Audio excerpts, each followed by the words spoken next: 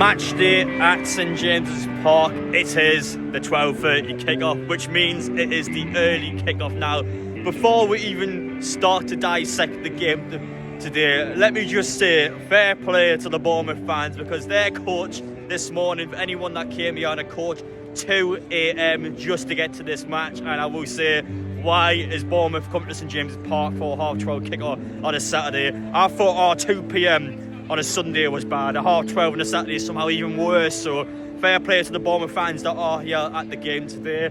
I'm in somewhat of a good mood. I've just done a run before. I've done basically an official 10k race. And someone won the race in 29 minutes. How the hell are you doing 10k in 29 minutes, by the way? But yeah, so going on topic now. So Newcastle are taking on Bournemouth now. I do like Bournemouth quite a lot actually as a team this season now. I feel like a lot of people overlook Bournemouth as a football club. Of course, when you look at teams doing well in the Premier League or teams that are doing better than you expect, Nottingham Forest is the easy team to talk about that's coming in the top 4. And Bournemouth's been a bit quiet in the background. They've been slowly climbing that table, and they're if you know that's quite good for Bournemouth. They are in a legitimate European contention this season. But if Newcastle beat Bournemouth today, we are 7 points clear of 8th, and that is huge for Newcastle. That's the difference between the mentality of a team pushing for European football and a team that's pushing for Champions League football. That's the difference Newcastle have if they win this game today. So for us, again, it needs to be a good performance from Newcastle, but as long as we get 3 points, I'm not going to whinge, I'm not going to mourn. If we win today, that is 10 wins in a row, and if Isak scores today, that's 9 games in the Premier League in a row for him. So massive records on the line for Newcastle. Can we do it against Bournemouth, a bogey team of Eddie Howe? We never ever beat these in the Premier League, so please just get it done today, lads. Let's have a little chat around and let's head inside the ground. Charlie, happy that come up from Charlie Talks Football. No, it's I've always had the chance of interview you too, and it's been a fairly interesting season with Newcastle. Of course, now we're going into this game. We are 9 wins in a row. I think if Eddie Howe wins 10 in a row, it's a new record for Newcastle, at least in terms of my lifetime anyway. Let's just start off with the obvious question first. Against Bournemouth, 12:30 kickoff, do you think we can win the game? Well, because it's a 12:30 kickoff, you never really know what's going to happen. But I think I'm pretty confident going into the game. I know Bournemouth have been doing well. They've got some players who could cause Newcastle problems. But I'm going to go for lots of goals. I'm going to go 3-2 to Newcastle. 3-2, okay. Newcastle, you're right, Charlie. Well, the momentum's building up. Isaac's on fire, 8 goals, Newcastle want to make it 10 wins in a row, and I think we can do it today. I think there's such a buzz and energy around the stadium, around the ground, and hopefully the players can use that energy on the pitch and continue to get 10 in a row. So I'm going to go for 3-0, an Isaac brace and a Dan Burn header, because I think he's been playing brilliant at the minute. Well, look who we were bumped into once again, guys, all the way from Oklahoma. He is here today. He is, of course, helping out the food bank. It's John now. Yeah. We're going to spend some time with John during the week. He is here for a little while. He's here into Newcastle's second leg of the semi-final against Arsenal. So he's going to have a few good weeks here. I mean, John, we've got to start off with the obvious question. What do you think about the Bournemouth game today? You think we're going to win? Bournemouth is tough. So I think I mentioned earlier that with my mind, I think it'll be a draw, 2-2. But with my heart, I say we win 3-1. And I'm going with my heart because we're in a good stretch right now, and I know it's going to end someday, but not today. I say we win 3-1. And finally, I know you're representing the food bank. You've done it a couple of times now. I always want to kind of illustrate just how important the food bank is. So just hopefully, if you've got any message, I guess, to people who have potentially a little bit that could be able to donate. So what would you say? Everybody here is great. They contribute, you know, especially during this is an early game, so it's people are just going to get in, but it's a good cause. People are struggling. Worldwide, the economy's not that great. I mean, it's coming back in some countries, but if you don't have food, it's just devastating. And so anything we can do to support, I do contribute to the food bank at where I work, where I live in Oklahoma. So why not contribute to Newcastle, which I love? So that's why I do it. And they have great people here. The volunteers are terrific. Davey Craig and Bill Corcoran and all of them, they're terrific. I appreciate it. Thank you so much, John. We'll spend some time with John during the week. It's a bit quieter, not on the match day, but Appreciate it, John. It's nice seeing you, and we'll see you at least a couple more Good times. to see you again, Adam. Appreciate it.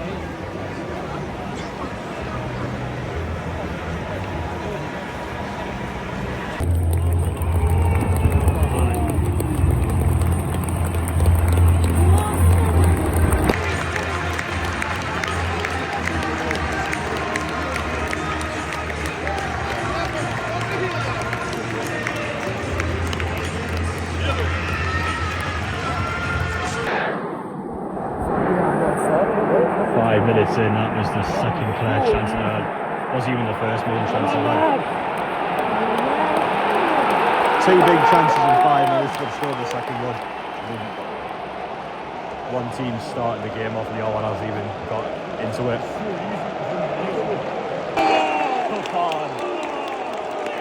Big moment for us, guessing. I mean, Newcastle's had nothing in this game. Good corner and a really good header from Bruno. Kepa's got a hand in it, but it's nothing. Doesn't mean anything in the end. Big moment.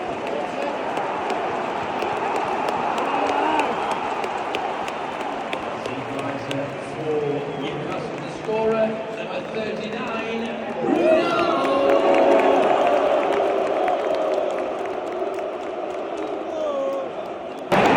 Oh, that is an absolute disaster on our point of view. I mean, 2 huge mistakes there. Bruno loses the ball 30 yards out, and the ball just goes through the break. Oh my word.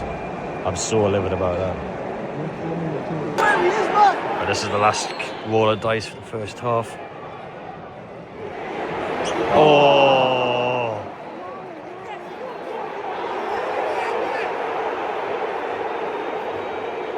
Well, yeah, going into half time was a very aggressive end of the half. Joe Linton absolutely kicks the crap out of one of their players. Gets in a bit of a confrontation, and I'm just glad the half time whistle is here. Not only to calm the players down, but just to get someone in the game, because Newcastle were just gifted 2 crap goals away. Yeah, I can't say we don't deserve to be losing, to be honest. I think we do. 3-1, honestly. Gifted them 3 goals. Tonali's stopped the ball going out for a corner, and it's actually possible. I don't want to crap all over him because he's like a 20-year-old lad, but Lewis Hall's dropped a 1 out of 10 today. He's been really bad. Oh my god. Wow, Newcastle are saved there. It was us that stopped the ball going out of play, and we've actually been rewarded because the ball went out. Wow. Bro, it's now or never, to be honest. Oh my days. Yeah.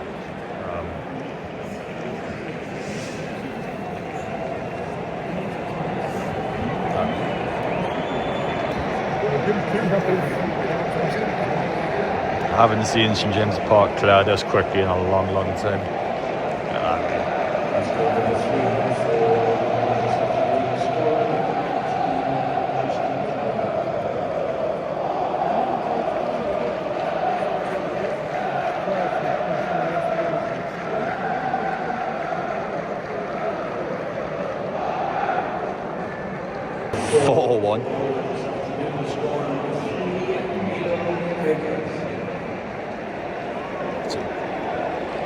In terms of my lifetime, that's one of the most shocking scorelines I've seen.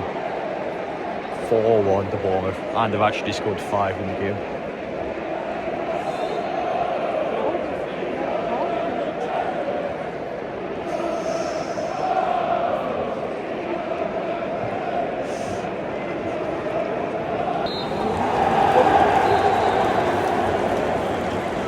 Kind of build out, man. We've won 9 of the last 10 games.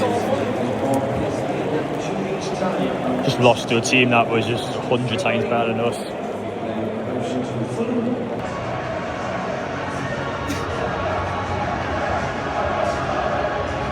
Full time at St James's Park. Newcastle United 1, AFC Bournemouth 4. What a crazy scoreline. We've just lost 4-1 to Bournemouth at home, and that was a Newcastle United team that had won the last 9 games in a row.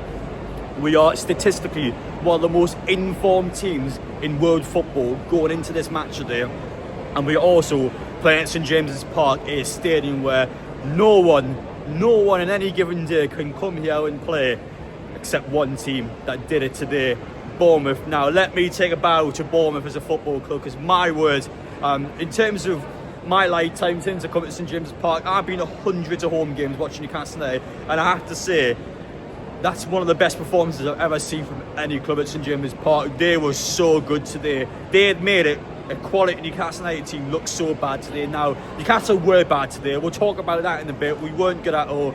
But for a Bournemouth point of view, with a bench full of youngsters, a start 11 without their best striker, that was so good by them. I could not believe how good they were. And that was a bunch of Bournemouth fans that have turned up. Obviously, half 12 kick-off, 700 miles they've got to travel today, to and from the game. The game from half 12 kick-off, and they got what they deserved today. There was Bournemouth fans. That, without a doubt, one of the best away performances I've ever seen from any club. That was so good by them, and I will give them the credit where credit is due. Now, I'm peeved off. I've got a couple of main reasons why I'm peeved off with the game today. Now, I have to say the first one, I'm going to be straight up, it was a small minority. It wasn't the most audible boos in the world, but I heard some Newcastle fans booing Newcastle United after that game. Who was booing our team after that game? I was so angry when I heard that. Like, now, we are a team that's won our last 9 games in a row. We are 90 minutes away from our second cup final in 3 years. We are 2-0 up against Arsenal. We've won at the Emirates. We've won our last 9 games in a row. How are people booing this club? Who do people think we are? Like, we've won our last 9 matches in a row. I said it before, we are statistically, before today, one of the most informed teams in world football. And we've got some Newcastle fans booing the team after that game. Like, are people mental? Like, how are we possibly justifying booing the performance today? Was it a good performance for Newcastle? No. Did Newcastle deserve to lose? Yes. But why are we booing the players today? Like, I was livid about that. I'm going to be honest, I'm really livid about that. Who inside the ground today, as long as he went in there and booed the players, I'm not going to go into that anymore. That's done me over though. We've won our last 9 matches in a row. If you had told me after Brentford a win, we'll win our next 9 out of 10 games, you would have took your hand off of that. Of course you would. And Newcastle again, we've done well in the cup, so we are 90 minutes away from a cup final. And I've heard a small minority of fans booing the team today. What planet are people living on? But yeah, that was my first annoyance there, and obviously my second annoyance, the obvious point being, it was the performance. It just wasn't good from Newcastle today. I don't think there was a single outfield player that had a standout performance. My man of the match today was actually De Bruyne, even though the second goal you probably should have saved, but it was a Bruno mistake before that. But again, no outfield player today for me played well at all. They're all off it. Bournemouth were just levels above in every single department on that pitch, and Newcastle just had a stinker. It happens sometimes, every team has a stinker, and I'm not going to whinge and moan at Newcastle because again, we have won 9 games in a row before this match today. It was a huge game for Newcastle. The problem with us wasn't necessarily losing the game. The problem being is that Bournemouth's in the European race. If we had beat Bournemouth today, it would have been 7 points clear out here, and you would have probably assumed that Bournemouth won't finish above here. But now that Bournemouth won that game, they're going to be filled with confidence, and they're a team that realistically can probably potentially finish above here. And Newcastle's been kind of dragged back into not a Champions League race, but and being dragged into a potential Europa League or Conference League race, which I would still take Europa League if you were to tell me that now, but we don't want to be in that race, so we really can't have Champions League football this season. Newcastle are good enough to do it. We've had little dodgy spells like we've seen today. We've had those throughout this season, but Newcastle United, we can't get Champions League football this season. It is possible, and I feel like today reminds us of a couple of things. One, that the transfer window is open. Please, can we try and buy someone if it's possible? The transfer window is open. We're selling Almiron. Almiron didn't get a chance to play today, but that's his last game for the club. He's going to be gone. So let's actually buy if we can, and let's just make sure we can have some firepower going at that. Obviously, we've got other things going on as well. We have a potential cup final. I tell you what, though, we need to turn up against Arsenal. If we concede in the first 5 minutes like we did at Bournemouth today, we aren't getting to a cup final. So we need to make sure that we 100% turn up for like Arsenal. But again, Newcastle just weren't good today. That's it. Newcastle just didn't have a good game. I'm not going to come out here and whinge and moan at the players, but it just was a bad one. If we lost to Southampton next week, for example, we lost 2 in a row, then yeah, I'll be more critical towards the players. But it was just a stinker today. Like, that's it. It was just a stinker. Let's move on. Let's focus on Southampton. Let's just get our horses back in the gear. It was obviously a horrible scoreline, but the reality was Bournemouth scored 2 in extra time, so it really was like a 2-1, 3-1 Bournemouth. Not that I'm saying that it was good, but a 4-1 was perhaps a bit harsh towards Newcastle. We deserved to lose 100% today, but 4-1, I didn't think it was that bad. I felt like probably 2-1, 3-1 maximum, but it is what it is. We move on to the next game now. Fair play to Bournemouth, absolutely destroyed us today. But yeah, Newcastle just need to pull their finger out because that was a bad one.